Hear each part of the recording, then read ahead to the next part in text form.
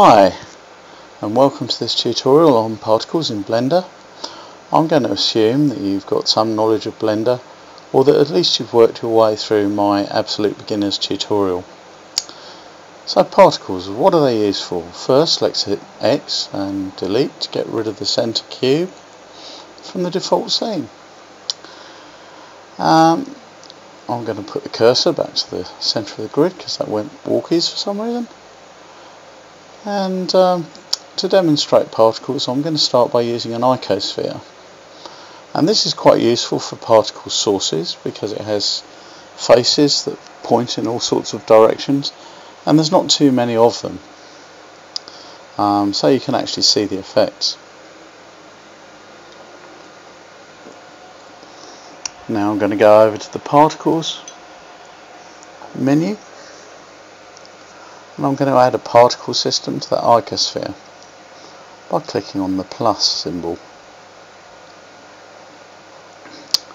Right, now I'm just going to leave the settings as they are, and I'm going to run it so you can see what it does just with the default settings.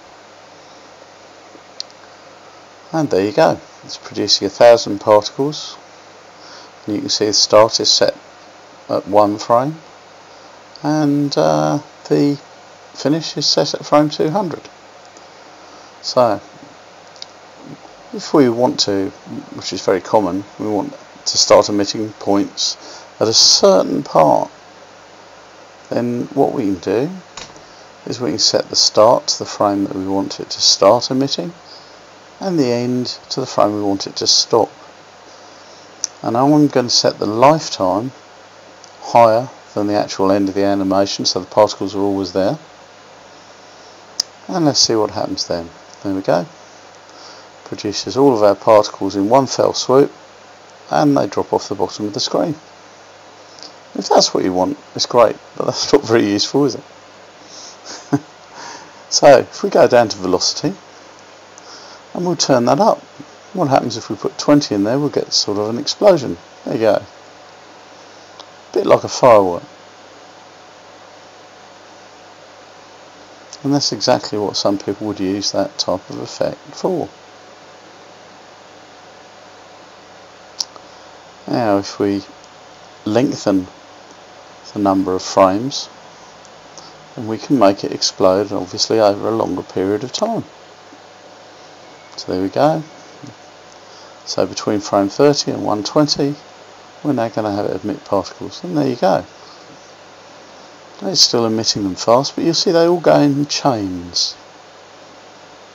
They're lines of particles, and that's not necessarily what you want. Now, how many particles can Blender handle? And the answer is rather a lot. It'll depend on your PC. Mine crashes at around about 1.3 million particles. You can play with that if you want.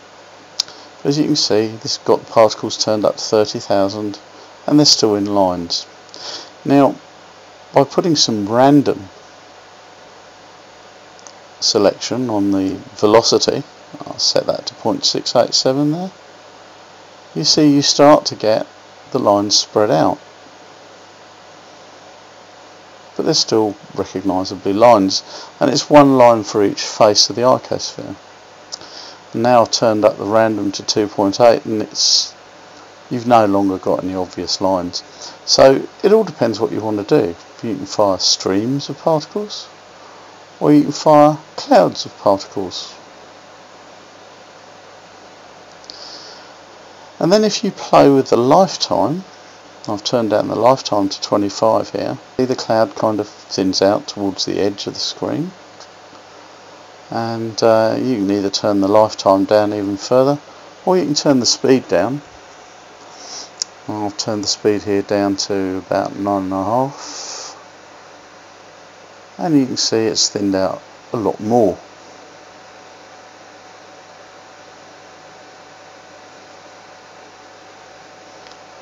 And even further. Once again, this is all useful for things like fireworks, explosions, fires, you name it. You can use it for that. But there's other things you can use particles for as well. It's creating weather effects as rain, for example. And now what I've done is I've put a little bit of Z velocity into it, as well as the emitter geometry velocity. And we'll stand back a bit because it's going to go up in the air. Another firework type effect. Now if I turn the lifetime back up again, you can see it goes up in the air and comes back down again. Kind of a fountain effect. And all the time these particles are dropping through the floor because there's nothing to stop them, there is no floor.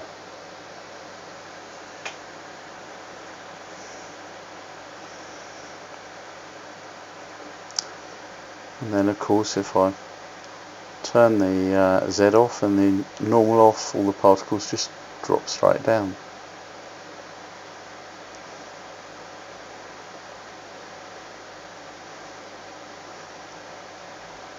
So that's particles. Now, one of the things you can do is you can make all the particles stick to the object that's emitting them. And you can do that by turning all the velocities off, as I've already done, and also by turning gravity down. Now the gravity, I just forgot, I just sort of tiddled around and tried all instead. If you set gravity to 0, and what's making all the particles go out like that is we've put a random velocity on, so turn that off as well, and there we've got an object covered in particles. If I turn the number of particles down from the improbably high 30,000, you'll see that then you've got particles distributed randomly on an object of your choosing. It could be anything. It could be a really complicated shape like a person. And this in fact is how you put hair on to a character. One of the ways you do it. And you can leave the particles where they are, and you can move the actual emitter if that's what you wish to do. Now in the modifiers menu, you can apply a particle system, and that will then freeze it so that it exists as loads of physical objects. So there's a couple of things that you can do with the particle system. But what else can you do? I'm going to set the gravity back up again, and I'm going to put, this time I'm going to put an obstacle in there. I'm going to put the whole thing inside a sphere. So I'm going to add a sphere.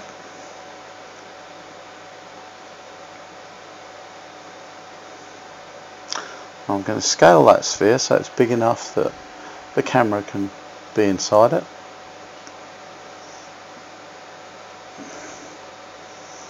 There it is. We're now inside the sphere, and now what I'm going to do is go into the physics, the little tennis ball, bouncy tennis ball part of the menu for our object in a minute when I've finished tiddling around with the number of particles. Select the sphere, select physics and collision. And what that does is naturally it sets it up for collision, and you can see all these particles at the moment, they're bouncing around like crazy.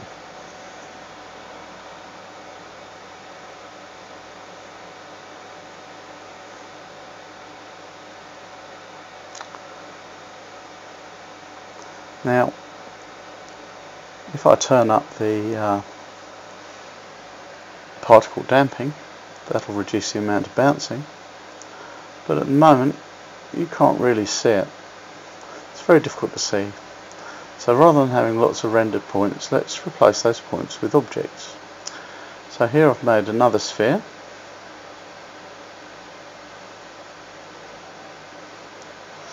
I'm going to give that a material. I'm going to make it a nice easy to see colour, like a red. Nice bright red. There we go. Can't miss that. I'll leave everything else the same, and I'm going to take the sphere away so you can't see it. I'm going to call that, I'll rename that sphere.001 to the more descriptive ball. There we go. Now it's easy for me to find. So I'll go back to the particle system on our icosphere, and down where it says render, I'm going to make it render, rather than the halo, which is what it's doing at the moment, or a line or a path or anything else.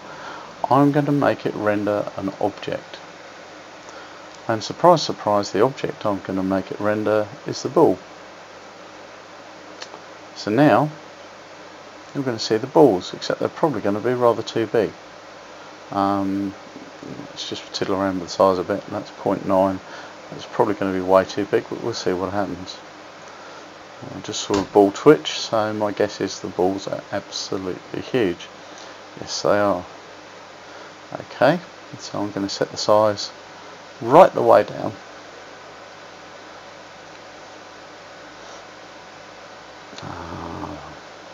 Yeah, about like that. And you could, if you wanted, also set random size and have random size objects. But we're going to keep it as it is. It's confusing enough to have all these balls bouncing around. Right, so as you can see, they'll bounce forever if you've got the if you've got no drag and no nothing. So you go to the obstacle, which is the sphere, the physics there, and we've put up the particle damping to 0.5, which means every time it bounces, it'll only bounce half as high as it did before. If we set it up to 1 or nearly 1, it won't bounce at all. And what you see now is the particles rolling around inside the sphere. And there they are, they all roll around. Now, what we can do to slow down that rolling is to increase the particle friction. So we'll give it a little bit of particle friction, you'll see it slows down. They're now skidding around like. As you see, it doesn't affect the bounce, because when they bounce they still move as normal, but when they stop bouncing there's a lot of friction. And if we were to turn that friction up to 1 or nearly 1, it'd actually stop. And we can make them hit the sides of the sphere by turning it up to 1, and by turning the particle friction right the way up, we can make the particles hit the sides of the sphere and stick like that, and slowly drip their way down. It's a kind of a sort of icky feeling. And some of them are disappearing, and that's not because they're dropping through the sphere, it's because the lifetime of the particle at the moment I think is set to something like 120, so after a little while they will start popping out of existence. Now, one thing about collisions in Blender, as you can see, the collision is with the center point of the objects. There's something to remember. Sometimes you want to set a colliding object that's invisible, simply to keep the item away from what it is it's colliding with, to make it look realistic. Now there's other things you can do with particles. Now this is similar to the way that you'd set up for using particles as hairs, which will be another tutorial. But what we're going to do is make a city very quickly. Not a very convincing one, because we're not going to texture anything, but I'm going to show you roughly how you would make a city with roads and buildings and so on and so forth. So first of all, let's create some buildings. I'm just going to use a cube. No, I don't want to scale it. I'm going to scale it in one direction and make it a tower, like a tower block. Okay. There we go. It's a high rise, sort of. And we can use that, and our technique for making objects pop out of the object that they're emanating, particles pop out from the object they're emanating from, to grow a whole load of blocks across the surface. And if we add a particle system, and we'll do what we did before, we'll set the number to some sane amount, 270, Start one and finish of maybe two or something like that. Give them a lifetime that's longer than the simulation, so they're always there, because we don't want buildings disappearing. Doesn't matter how long that lifetime is. And turn the speeds all down to nothing. Turn off gravity. Alright. And our object is going to be the tower object we just created. And to start with, it looks like we haven't actually done anything, but if you look, you'll see there's all these little tiny dots, and they're actually towers. There's just the scale's not coming out right. Now if I scale it up in the particles, which is down the bottom somewhere,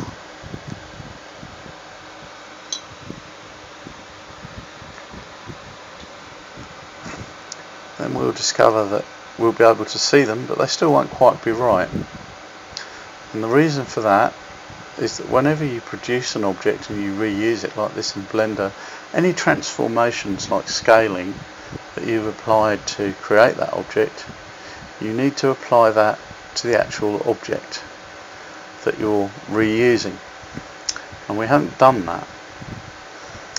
So I've now selected the object that's being copied by the particle system there, the tower object. I'm going to the object menu, and I'm going to the apply menu, and I'm applying the scale. And now look, all the towers are the right sort of size, the right sort of proportions.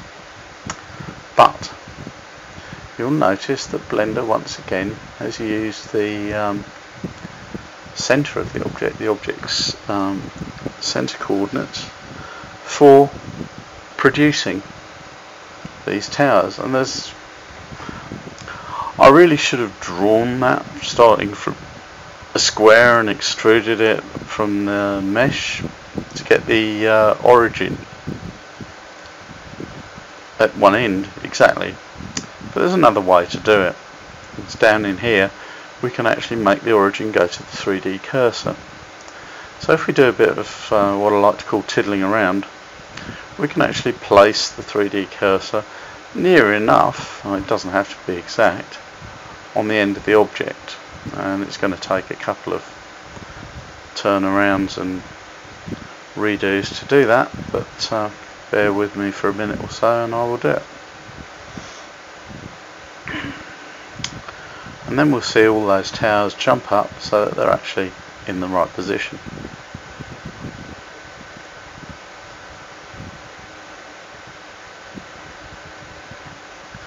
It's very fiddly playing around with a 3D cursor like this, but sometimes it's actually the fastest way of doing it. As I say, the best thing to have done would have been to create the tower by extruding it from a plane, but hey. Right, origin to 3D cursor, and that's that. You can see the manoeuvring arrows have changed, and you can see that we now have our towers actually on the ground plane, which is pretty good. Incidentally, what I inserted for the ground plane wasn't a plane, it was actually a grid, and the reason for that is we need several faces to actually extrude the towers from. Okay, so now what can we do? Because that doesn't look particularly convincing as a city, because every building is the same. And one of the things we can do is we can give the particles some random size variation. So there you go. Now every building's not the same in size, but it is actually the same building. So that's still not very good. So what if we could have several objects, and we could actually draw lots of different buildings and then have Blender select them at random to put into the scene? Well, we can do that. Surprise, surprise. So if I duplicate the object we've already got by hitting duplicate object and move it somewhere else, then I can scale it and play around with it. I can make it a short building, a bit like a warehouse.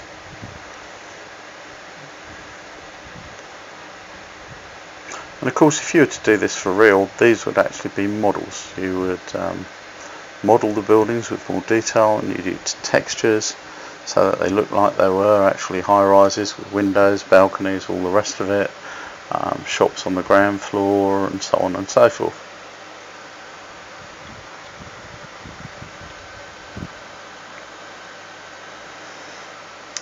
And for this one, we'll make it like sort of a modern tower. I'm going to go into edit, and I'm going to make it sort of like a twisty shape, like some modern buildings are.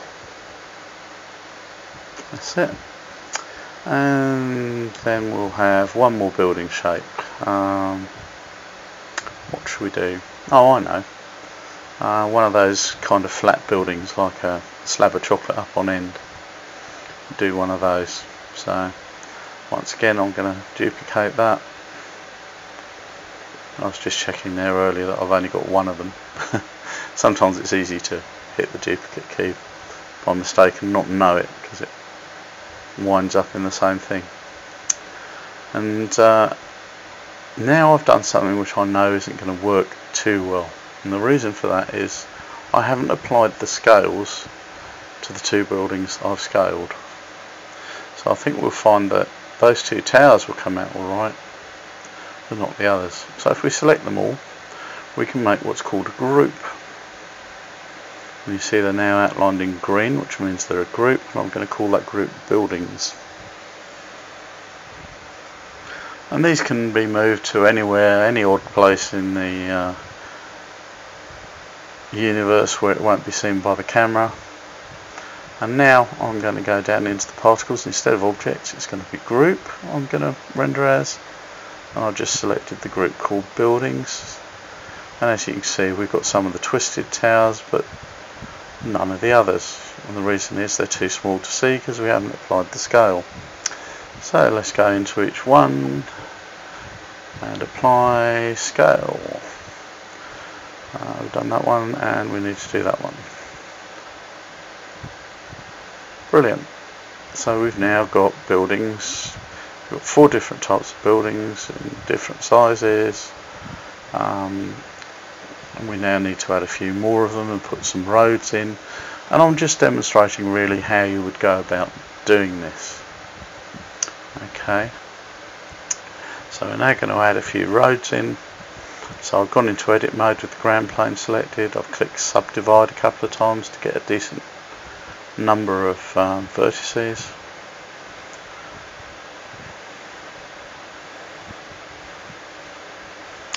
Right, something like that. And now I'm going to select lines that go through my city. And these will end up being roads. And there's 2 ways of doing this. I'm going to select, I've selected vertices because I'm too lazy to press the keyboard. It might be better for you if you selected faces, because at the moment the buildings are being emitted from faces. And we'll have a bit of a park there down in the bottom right hand corner with no buildings in it.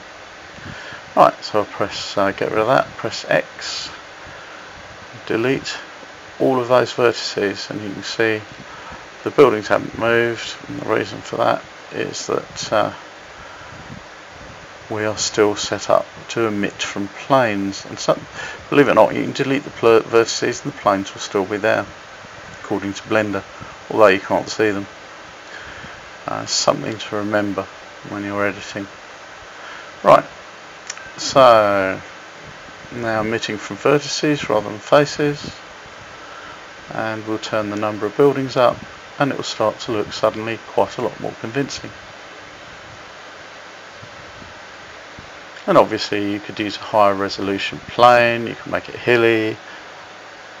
You're starting to get the idea, and you're now suddenly getting a bit of a city scene. If I render that, it's quite surprising instantly, even with no textures or anything like that, it does kind of look like a city.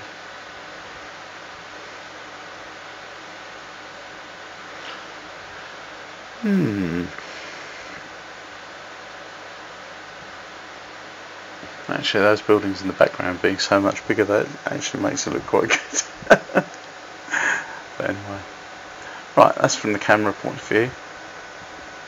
And you can see if you textured the buildings and put some detail in them, and put a road surface down, and you gave the original plane like concrete detail or whatever, it would actually work very well. And a lot of cities in Blender are actually generated in exactly this way. People would design 10 or 12 buildings and or parts of buildings and other features, and they'll just put them on as random as particles.